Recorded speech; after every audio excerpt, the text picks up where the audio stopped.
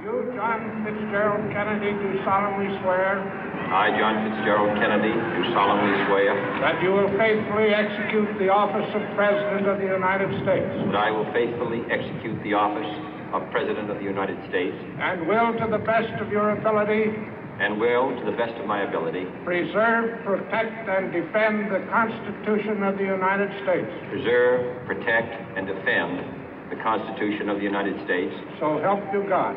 So help me God.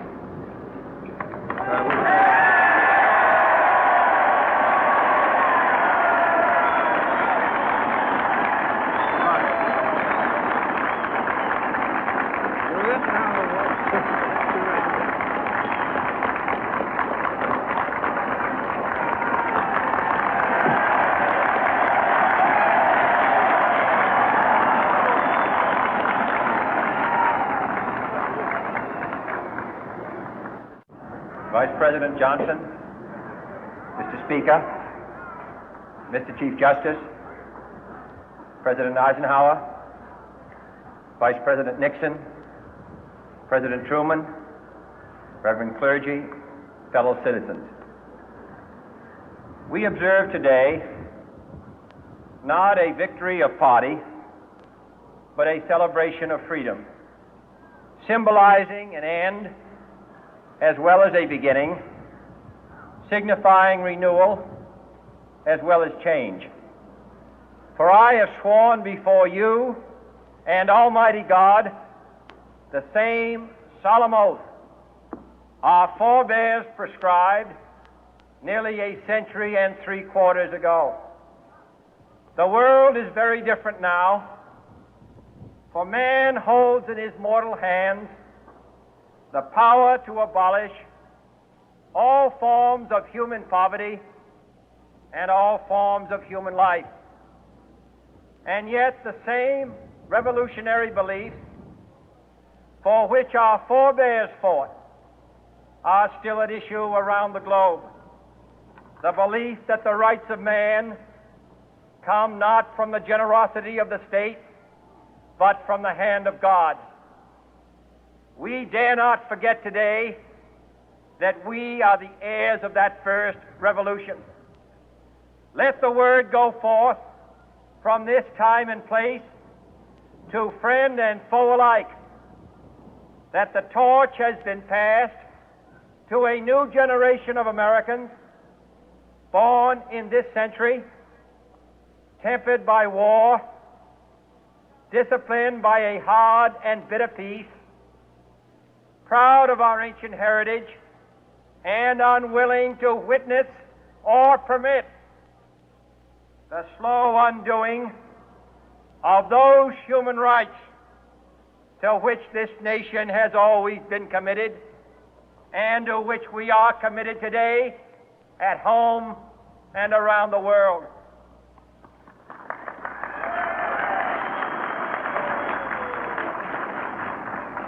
Let every nation know, whether it wishes us well or ill, that we shall pay any price, bear any burden, meet any hardship, support any friend, oppose any foe to assure the survival and the success of liberty.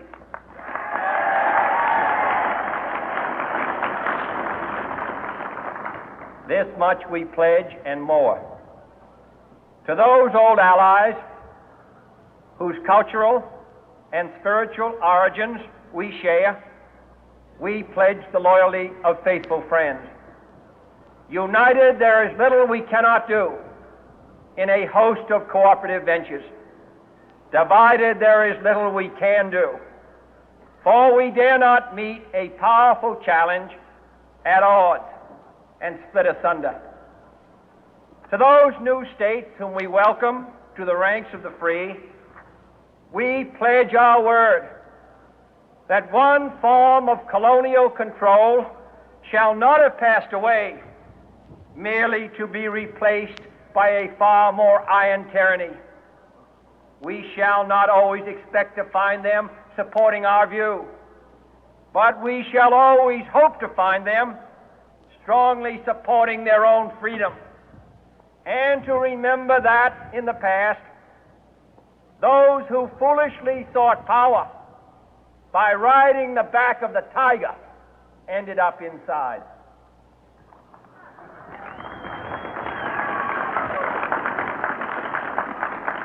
To those people in the huts and villages of half the globe struggling to break the bonds of mass misery, we pledge our best efforts to help them help themselves for whatever period is required, not because the communists may be doing it, not because we seek their votes, but because it is right.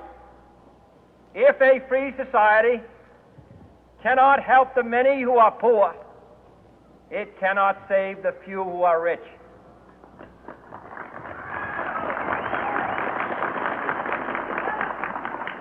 To our sister republics south of our border, we offer a special pledge to convert our good words into good deeds, in a new alliance for progress, to assist free men and free governments in casting off the chains of poverty. But this peaceful revolution of hope cannot become the prey of hostile powers. Let all our neighbors know that we shall join with them to oppose aggression or subversion anywhere in the Americas. And let every other power know that this hemisphere intends to remain the master of its own house.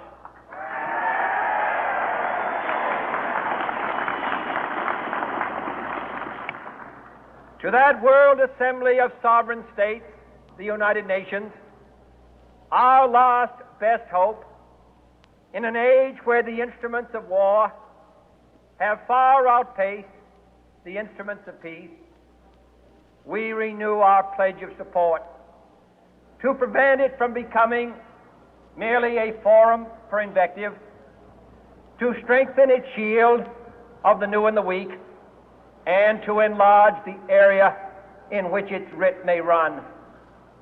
Finally, to those nations who would make themselves our adversary, we offer not a pledge, but a request that both sides begin anew the quest for peace.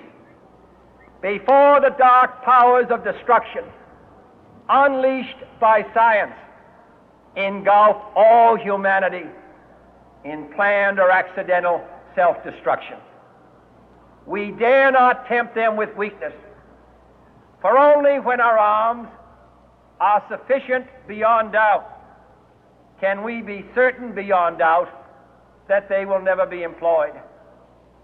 But neither can two great and powerful groups of nations take comfort from our present course, both sides overburdened by the cost of modern weapons, both rightly alarmed by the steady spread of the deadly atom, yet both racing to alter that uncertain balance of terror that stays the hand of mankind's final war. So let us begin anew, remembering on both sides that civility is not a sign of weakness, and sincerity is always subject to proof. Let us never negotiate out of fear, but let us never fear to negotiate.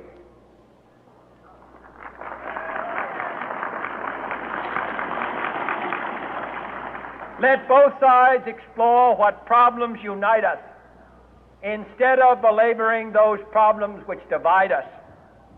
Let both sides, for the first time, formulate serious and precise proposals for the inspection and control of arms, and bring the absolute power to destroy other nations under the absolute control of all nations.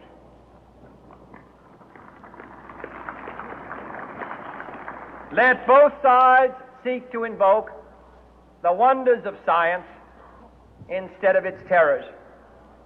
Together, let us explore the stars, conquer the deserts, eradicate disease, tap the ocean depth, and encourage the arts and commerce.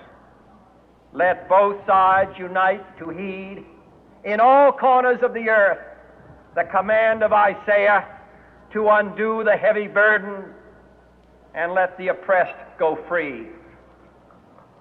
And if a beachhead of cooperation may push back the jungle of suspicion, let both sides join in creating a new endeavor, not a new balance of power, but a new world of law, where the strong are just and the weak secure and the peace preserved. All this will not be finished in the first 100 days, nor will it be finished in the first 1,000 days, nor in the life of this administration, nor even perhaps in our lifetime on this planet. But let us begin.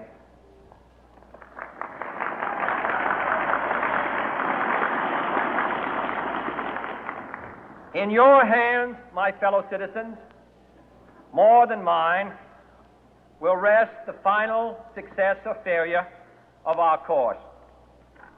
Since this country was founded, each generation of Americans has been summoned to give testimony to its national loyalty.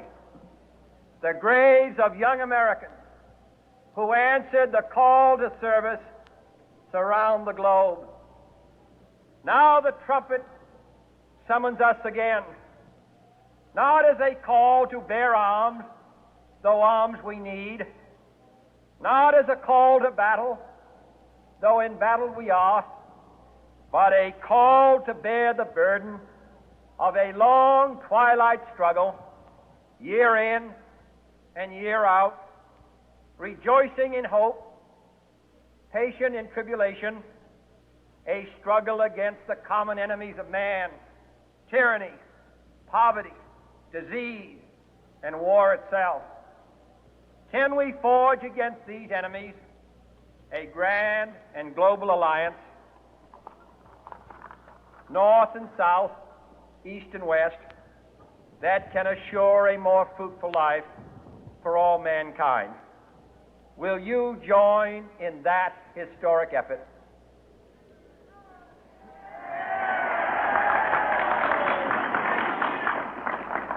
In the long history of the world, only a few generations have been granted the role of defending freedom in its hour of maximum danger. I do not shrink from this responsibility. I welcome it.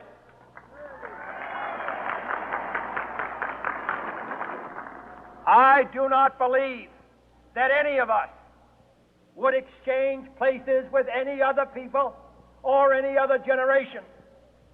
The energy, the faith, the devotion which we bring to this endeavor will light our country and all who serve